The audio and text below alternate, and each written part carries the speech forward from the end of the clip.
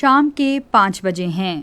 السلام علیکم، یہ ریڈیو پاکستان ہے۔ سمرہ یوسف سے خبریں سنیے۔ اہم خبروں کا خلاصہ۔ قوم آج پاکستان کا 80واں یوم آزادی قومی جوش و جذبے سے منا رہی ہے۔ نائب وزیر اعظم نے کہا ہے کہ اسلام آباد مفاہمتی یادداشت خطے میں پائیدار امن کے لیے آگے بڑھنے کا واحد راستہ ہے۔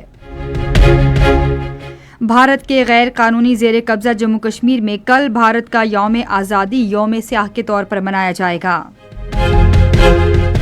ملتان میں نیشنل چیمپئنز کپ ٹورنامنٹ میں پاکستان گولڈ اور پاکستان گرینز کے درمیان میچ جاری ہے۔ اور اب خبروں کی تفصیل۔ قوم آج پاکستان کا 80واں یوم آزادی قومی جوش و جذبے اور اس عزم کی تجدید کے ساتھ منا رہی ہے کہ ملک کو حقیقی اسلامی فلاحی ریاست بنانے کے لیے تحریک پاکستان کے جذبے سے کام کیا جائے گا۔ دن کا آغاز وفاقی دارالحکومت میں 31 اور صوبائی دارالحکومتوں میں 21 توپوں کی سلامی سے ہوا۔ مساجد میں ملک میں امن، یکجہتی اور خوشحالی کے لیے خصوصی دعائیں کی گئیں۔ امریکہ کی ناظم الامور نیٹلی بیکر نے آج اسلام آباد میں نائب وزیر اعظم اسحاق ڈار سے ملاقات کی۔ ملاقات میں پاکستان اور امریکہ کے درمیان دو طرفہ تعاون اور خطے کی حالیہ صورتحال پر بات چیت کی گئی۔ اسحاق ڈار نے پاکستان اور امریکہ کے تعلقات کی مثبت سمت کو سراہا اور دیرپا امن کے لیے مذاکرات اور سفارتکاری کی اہمیت پر زور دیا۔ انہوں نے کہا کہ 18 جون کی اسلام آباد مفاہمتی یادداشت پر من و عن عمل درآمد ہی آگے بڑھنے کا واحد راستہ ہے۔ انہوں نے قومی مفادات کا تحفظ کرتے ہوئے خطے میں امن و سلامتی کے لیے پاکستان کے عزم کا اعادہ کیا۔ امریکی ناظم الامور نے علاقائی امن اور استحکام کے فروغ میں پاکستان کے تعمیری کردار کو سراہا اور نائب وزیر اعظم کو پاکستان کے یوم آزادی پر مبارکباد دی۔ پاکستان میں چین کے سفیر جیانگ زیڈونگ نے آج اسلام آباد میں نائب وزیر اعظم اسحاق ڈار سے ملاقات کی۔ نائب وزیر اعظم نے گلگت بلتستان میں براڈ پیک پر برفانی تودہ گرنے کے واقعے میں چینی کوہ پیما کی المناک موت پر تعزیت کا اظہار کیا اور میتوں کی وطن واپسی کے لیے ہر ممکن تعاون کا یقین دلایا۔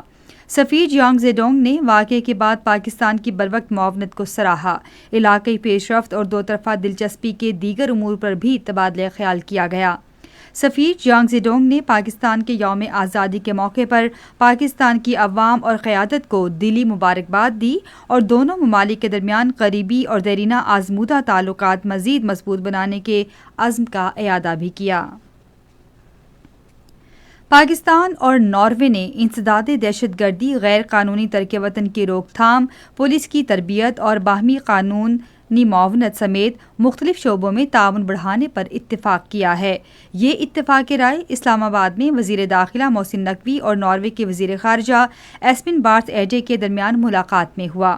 محسن نقوی نے کہا کہ پاکستان کے مؤثر اقدامات کی بدولت یورپ کے لیے غیر قانونی ترک وطن میں 47% کمی آئی ہے۔ افغانستان کی صورتحال اور اس کی سرزمین سے کارروائیاں کرنے والی دہشت گرد تنظیموں کے بارے میں بھی تبادلہ خیال کیا گیا۔ محسن نقوی نے کہا کہ پاکستان دنیا اور دہشت گردی کے درمیان دیوار کی طرح کھڑا ہے۔ انہوں نے دہشت گردی کے مکمل خاتمے کے لیے اجتماعی کوششوں کی ضرورت پر بھی زور دیا۔ ناروے کے وزیر خارجہ نے امریکہ اور ایران کے درمیان کشیدگی کم کرنے میں پاکستان کے تعمیری اور فعال کردار کو سراہا۔ حریت پسند جماعتوں اور رہنماؤں نے بھارت کے غیر قانونی زیر قبضہ جموں کشمیر کی عوام سے اپیل کی ہے کہ وہ کل بھارت کا یوم آزادی یوم سیاہ کے طور پر منائیں۔ کشمیر میڈیا سروس کے مطابق سری نگر سے جاری اپنے الگ الگ بیانات میں حریت پسند جماعتوں اور رہنماؤں نے کشمیری عوام پر زور دیا کہ وہ بھارت کے جبری قبضے کے خلاف احتجاج کے طور پر بھارت کا یوم آزادی یوم سیاہ کے طور پر منائیں۔ انہوں نے کہا کہ بھارت نے کشمیر پر قبضہ کر کے کشمیریوں کو ان کے بنیادی حقوق سے محروم کیا اور آزادی سلب کر لی ہے۔ انہوں نے کہا کہ بھارت کا یوم آزادی منانے کا کوئی جواز نہیں ہے۔ بیانات میں کہا گیا کہ بھارت نے کشمیری عوام کی مرضی کے خلاف کشمیر پر قبضہ کر رکھا ہے اور اسے مقبوضہ کشمیر میں اپنا یوم آزادی منانے کا کوئی حق نہیں۔ نیشنل چیمپئنز کپ کا چوتھا کرکٹ میچ پاکستان گولڈ اور پاکستان گرینز کے درمیان ملتان میں جاری ہے۔ اس سے قبل پاکستان گرینز نے ٹاس جیت کر بیٹنگ کا فیصلہ کیا۔ اسی کے ساتھ خبریں ختم ہوئی۔ مزید خبروں اور تجزیوں کے لیے آئیے ہماری ویب سائٹ radio.gov.pk پر اور فیس بک کے link radio Pakistan news official پر براہ راست ویڈیو اسٹریمنگ بھی ملاحظہ کیجیے۔